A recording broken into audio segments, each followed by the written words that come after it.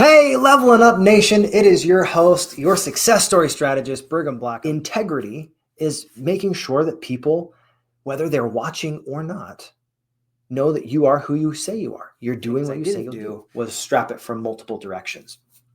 And at some point during our getting onto the freeway and getting off the freeway, the table flew off and shattered into pieces. You have an old master and his apprentice. They're sitting around this campfire, the crackle of the fire is there. It's dark. And the young man turns to his Hey, Levelin Up Nation, it is your host, your success story strategist, Brigham Blackham.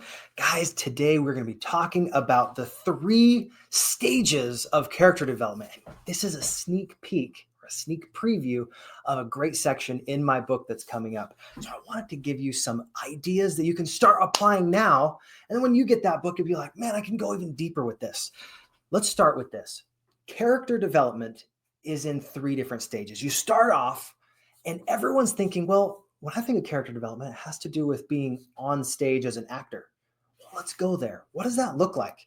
Every single one of us at times are performing. You may have heard Shakespeare using Jacques' line, all the world's a stage. Every communication you have, every opportunity to talk with any other person, you are performing, you are communicating. And if you know how to craft your character in such a way that you're compelling, you're interesting, and you are interested in other people, you're able to draw in and have a wonderful conversation. One of the things I learned in theater was if you really understand what drives a character, you understand their need or their want, that super objective, the thing that they are so passionate about, that they want to do everything in their power to go out there and accomplish, you can understand that character. If you haven't done the deep work to know what it is that motivates, what gets them to move, then you are not going to be able to represent that character effectively and evocatively on stage. Think about this. If you understand a need, a real need of a character, you can step into that role and figure out how to accomplish that goal. And whatever is in front of you, any obstacle, the obstacle becomes the way. You say, I'm going to go over it, around it, through it, break through in such a way that you can make it happen, because you care so deeply. So we're going to go over these 3 different stages. I just gave you the first one and just a little taste of it. It's called being on stage. The second one is being off stage and all the things that happen with that one. And the third one is all the new stages of our life. So getting into the second stage is being off stage. This is where character development really comes in. Character development is not just what happens on stage as a role in a character, what you perform, because everyone has certain performance elements that they bring, but it's who you are when the camera's off, who you are and what you do, and who you're becoming as you are having struggles. When you are on stage, you have to rely on all of the wonderful things that you've done to prepare yourself. And where does that preparation come? Off stage. All the rehearsal, all of the toil to understand what is happening for you. Every time you're off stage, you have an opportunity to say, is this something that's useful for me or not? If that is something that's useful for you and you make that choice, integrity is making sure that people, whether they're watching or not, know that you are who you say you are. You're doing what you say you'll do. One of the things that comes down to character development, when you're talking about being off stage, I wanted to share a story. And this is one that was very frustrating for me, but almost nobody else saw it. A few years ago, I had spent tons of time refinishing a table. I had a neighbor that was getting rid of it. I was like, I wonder if I could use that. I took it off his hands, refinished it, put maybe $30, $40 into it, but I put a week's worth of time sanding and prepping and staining, all these different things. After I got it perfect, I was putting it into a short-term rental. I had already stacked it up. We had everything on this trailer strapped down. I'd strapped it down with all of the force going downward. I'm like, this is great. We're going to be able to drive these 10 or 15 miles to this short-term rental, put it in there. It's going to be absolutely beautiful. One of the things I didn't do was strap it from multiple directions. And at some point during our getting onto the freeway and getting off the freeway, the table flew off and shattered into pieces. And it was shocking. I was like, what? I worked so hard on that, but I didn't strap it down when nobody else was looking. I was like, what is going on? Am I going to be able to go and get this taken care of? Did I hurt anybody? And I went and we looped back to see if we could find it. And the table had disappeared. Somebody else had gone and taken that table and cleared the highway. I was like, it took less than 10 minutes for them to do it because we'd circled all the way back around. And what happened off stage in this type of story, what somebody else did, made it so that I felt like I had something to move forward off of. I wasn't concerned about someone getting hurt. There was no accident that was created by it. But the table flying off, I could have flown off the handle. I could have gotten extremely angry. But you know what I did do? I laughed really hard about it after we didn't find the table. I was like, well, that was two really hard lessons to learn. First one was to make sure that I strap it down. And the second one was sometimes we have things happen to us and we get to choose, am I going to fly off the handle like that table flying off the back of a trailer, or am I going to do my very best to just let it be? And that choice of having fun, and I had my mom there too. Her and I laughed so hard about it. We were worried for a little while at the beginning, but once that table was not on the highway and we couldn't find it, we're like, well, we're going to laugh it off. Here's something else. When you are on this offstage section of your life, this is all of the routines, all of the different things that you do in your personal development that allow you to get a little bit better. In high school, I became enthralled and enthusiastic about leadership, about understanding communication, about understanding all the things that I needed to do to be my very best self, to show up in a way that allows other people to show up in their best way. Whenever you are reading a book, it comes down to, is this something that you're going to apply? And are you going to apply it consistently? I've never done it perfectly. I don't think any of us do it perfectly, but I did have this experience that I think would be beneficial for you. As you're reading a book, find those elements that stick out to you, that you absolutely know you can apply. And then instead of saying, you know what, I want to do that at some point, you say, I must do this. And as soon as you say, I must do this, and you take that idea from a should to a must, there's something that happens in your brain that changes. And as a speaker, what happens off stage, all of that preparation, all of the work you've put in, all of the practicing, it can come and inform your work on stage. Now let's step back on stage just for a moment.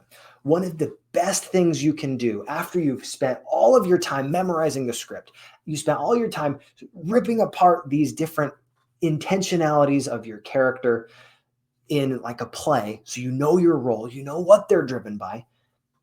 After you've done that work, that you can free yourself of being stuck to your script, you now get to be playful and enjoy the moment. There is a concept in theater that I think is absolutely beautiful. It's called the illusion of the first time. You may have never heard this in these terms, but every time you go see a play, there's a good chance every single person in that play has seen and felt and experienced that as the actors, not just dozens of times, but probably almost 100 times. They have done it so long that they are not going to get it wrong. They can't get it wrong. They just do their very best to make it as real and creative and in the moment as possible. An amateur is one that does it long enough to barely get it right. But if you have a professional, they do it so long, so hard, with so much intentionality that they almost can't get it wrong.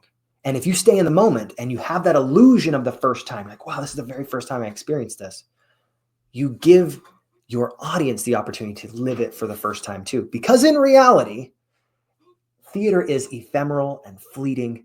That means for you that every time that you step on stage, Whether you're an actor or whether you are a speaker, a communicator, as an entrepreneur, you share your message, it has to be something that is meaningful. It has to be like the first time, the first experience with it.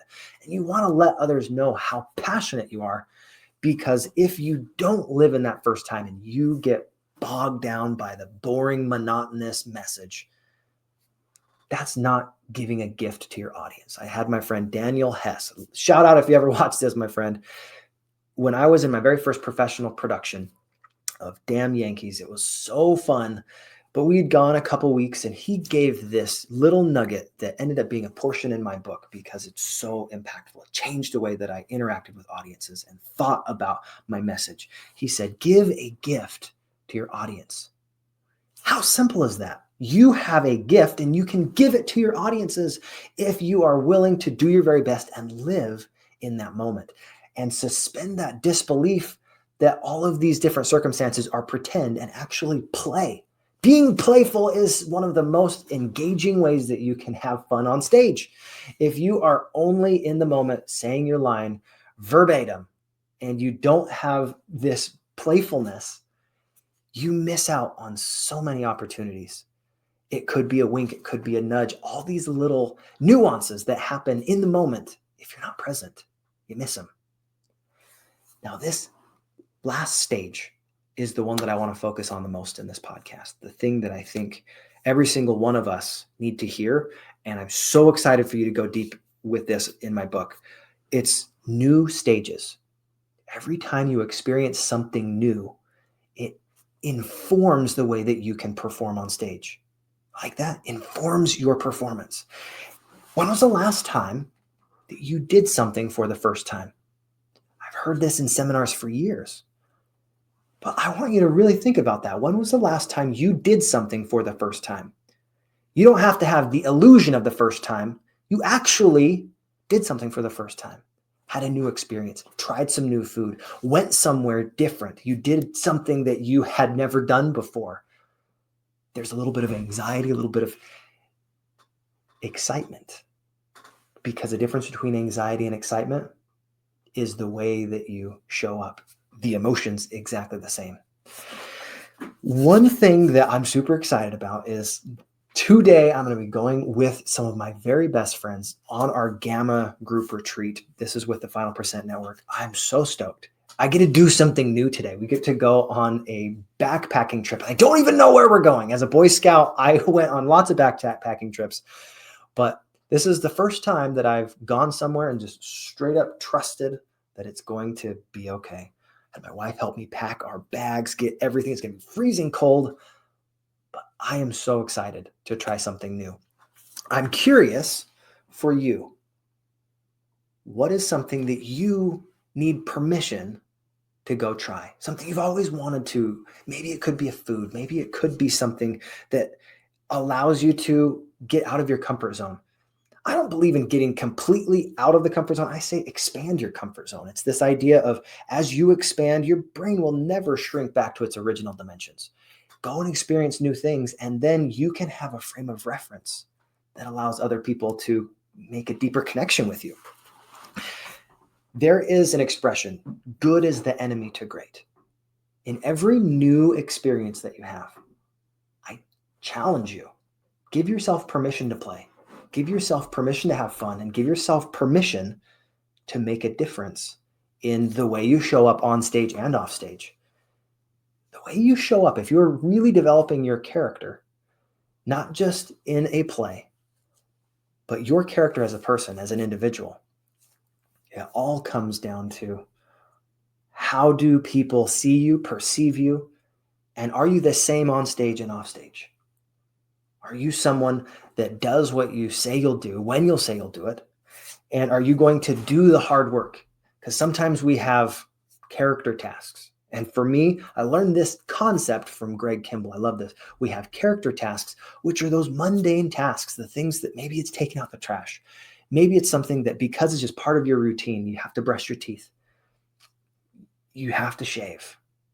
And the way you do that consistently will greatly impact the quality of your life long-term, or it will impact the quality of your life long-term in a negative way. all by how consistent you are, because consistency trumps intensity every time.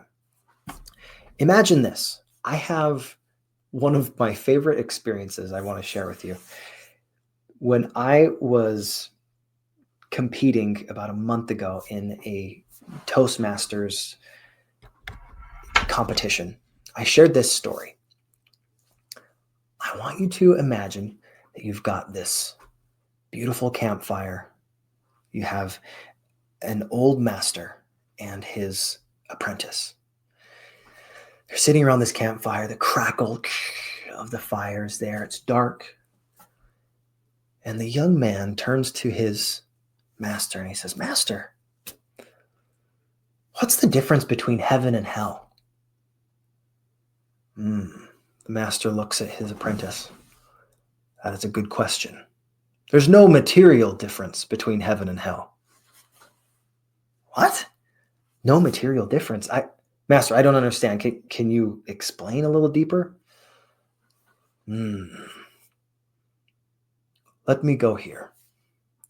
Heaven and hell are much like a banquet. Anything you can imagine, every delicacy known to man, all that you possibly could imagine and desire to eat is at your fingertips. And there's only one rule, that you must use your chopsticks correctly. Use your chopsticks correctly? So what do you mean? Like you have to not choke up on them or anything? Yes. You have to make sure you use your chopsticks correctly. Otherwise, you will be dismissed from the table. Master, I don't quite get this. What do you mean it's the same with everyone getting their food? Like anything you want in heaven or hell, you can just have it on the table. Yes. And with decorum, you have to eat. What? You can't just pick it up with your hands? You have to use chopsticks? Yes, exactly. Okay, well, that doesn't sound too bad. Heaven and hell are about the same, right? No, they're not. They both use 3-foot chopsticks, but they are not the same.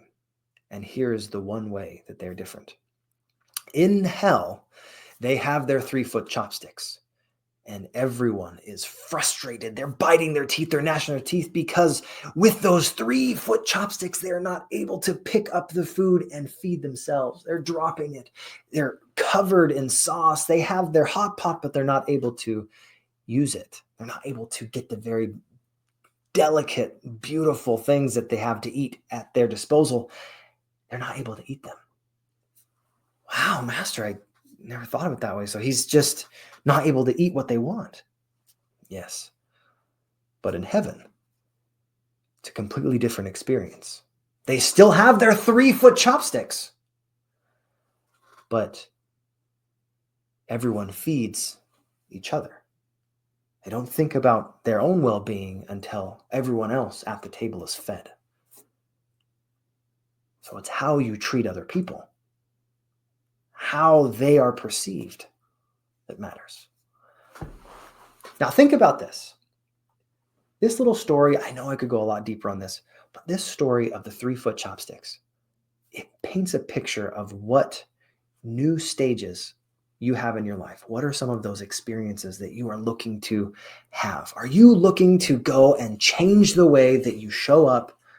Are you going to treat other people with respect? Are you going to treat them the way that they want to be treated? Or are you going to treat them only the way that you want to be treated? Think about these guys in hell. They were all focused on, how do I get that food in my mouth? I'm hungry. Give me some food. But all of those people in heaven were thinking, how do I serve? How do I give? Every new experience you have an opportunity to show up in your very best, doing your very best. And one of the things that I hope you get from today was that give yourself permission to try new things. Treat people with that respect. Give them the benefit of the doubt. Sometimes that new experience isn't as bad as you think. And if you need a sign to go out there and give yourself permission to go try something new, permission is granted. Wish you the very best of luck today. Have a wonderful rest of your day. I implore you, go out there and try something new. Do something that can elevate your speaking, elevate your communication, your connection. And whether that new thing is learning a new language, like character development for me has a very broad meaning with how you develop writing characters in Chinese. How do you go out there and try something new? Maybe you're learning a new language. Maybe you are trying some food for the first time. All those experiences, they're expanding your opportunities to connect with other people. And as a speaker, when you are taking your message and monetizing it, when you're making an impact, it comes down to, are you willing to do the work? Identify that work and do the work. So remember, permission is granted. Go out there and make a difference for yourself. Try something new. I don't care what it is. You know what's something you've always wanted to do. Go try it. And those experiences can be fit into your life, into your story. And as you experience those things, you'll be able to connect more with your audience. I hope this is helpful. Like and subscribe if you learned something new. If you thought this was helpful, I would love to continue to connect with you guys. God bless.